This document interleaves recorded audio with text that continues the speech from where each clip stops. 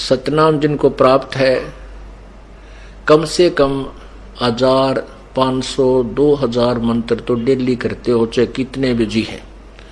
चलते फिरते बस में बैठ के खाते पीते, परमात्मा ने बेरा है कि काल पीछा छोड़े को ना, और ना इसने भक्ति की फुर्सत दे, फंसा सा दिया। तो परमात्मा ने ऐसी विधि बता दी कि नाम उठत नाम बैठत नाम सोत जागबे, नाम खाते नाम पीते नाम सेती लागबे। हमने देखा हमारे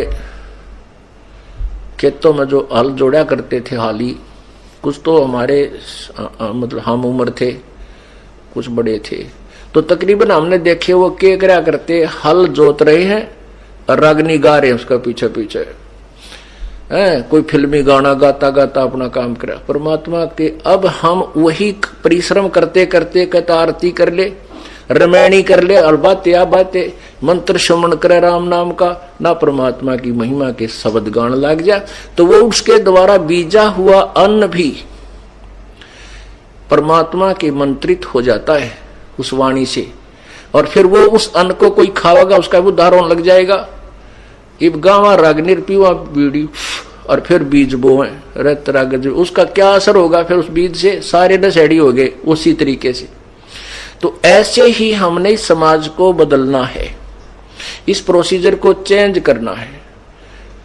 किसान मजदूर मजदूरी कर रहा है, अपना सिमरण करे, और सिमरण तो मन हट जाता, फिर अपना भगवान की 2-4 जो भी वाणी याद आ वह गान लाग जा, फिर उस वाणी तो छिक ले, तो फिर सिमरण पर ला दे, फिर रमैणी करने लाग जा, फिर शाम की आरती कर ले, चाहे काम करते करते मजदूरी करते करते आरती कर ले, रोटी पोते पोते कर ले, बर्तन साफ करते करते कर लो, क्योंकि वो तो आत्मा से करनी होती है।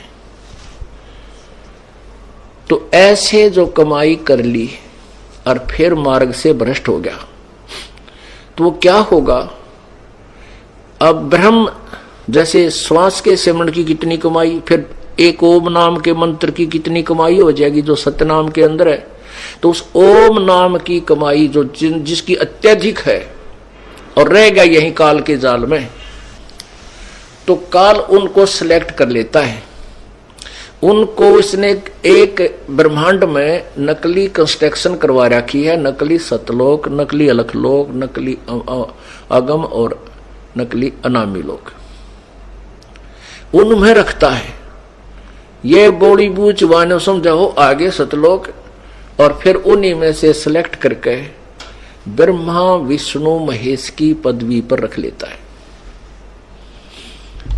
और जो दूसरे मंत्र का है उसी के आधार वो कमाई फिर उनको वो तो ब्रह्मलोक में खत्म करवा दी ओम आड़ी तय, और फिर उसको उस जो दूसरा मंत्र है जो हमने आगे चलकर ऋण देना था उस पर ब्रह्म के लोक से पार करने के लिए, उस सतनाम के दूसरे मंत्र की कमाई से ब्रह्मा विष्णु महेश और ऊंचे ऊंचे धर्मराज आदि की पदवी दे देता है।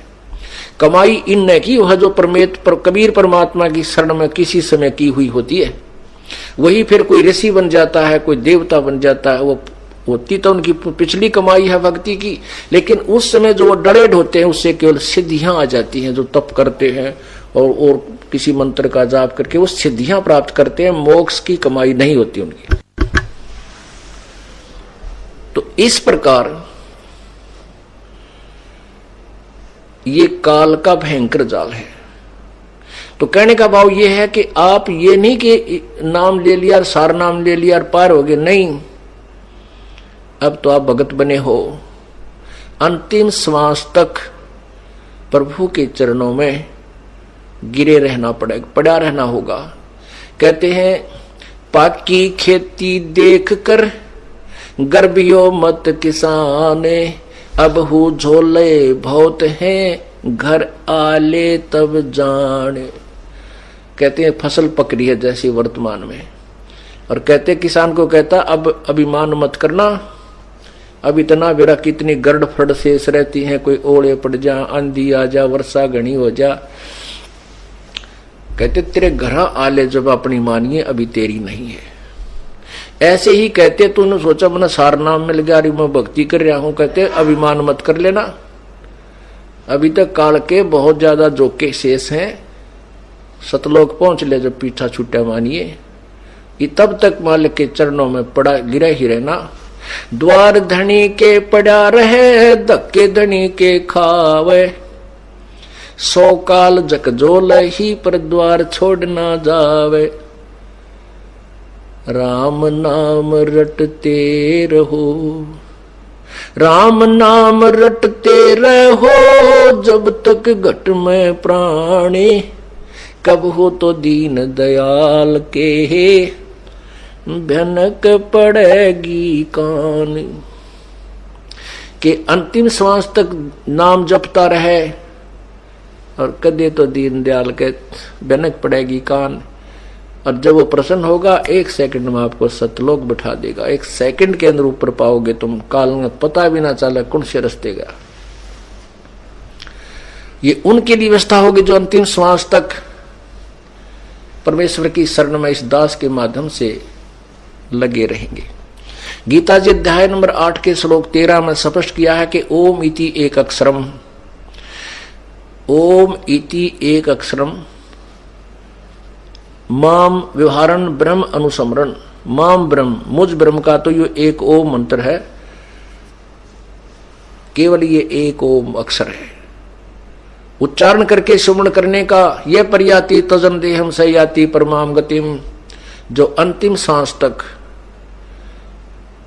प्राण त्यागने तक इसका सिमरण करता है वो परम गति को प्राप्त होता है। काल कहता वो मेरे वाली परम गति को प्राप्त होता है। यही परमात्मा कहते हैं द्वार धरणी के पड़ा रहे। गीता जी अध्याय नंबर 8 के श्लोक नंबर 7 और 5 में गीता ज्ञानदाता कहता है कि मेरी भक्ति कर तो मेरी शरण में रहेगा। ये नियम है। फिर ये नियम है कि उस भगवान की भक्ति करेगा, परम दिव्य पुरुष परमेश्वर की, उस पूर्ण ब्रह्म की तत्वदर्शी संत से लेकर के, तो उसकी शरण में उस भक्ति के कारण ही वहां जाएगा।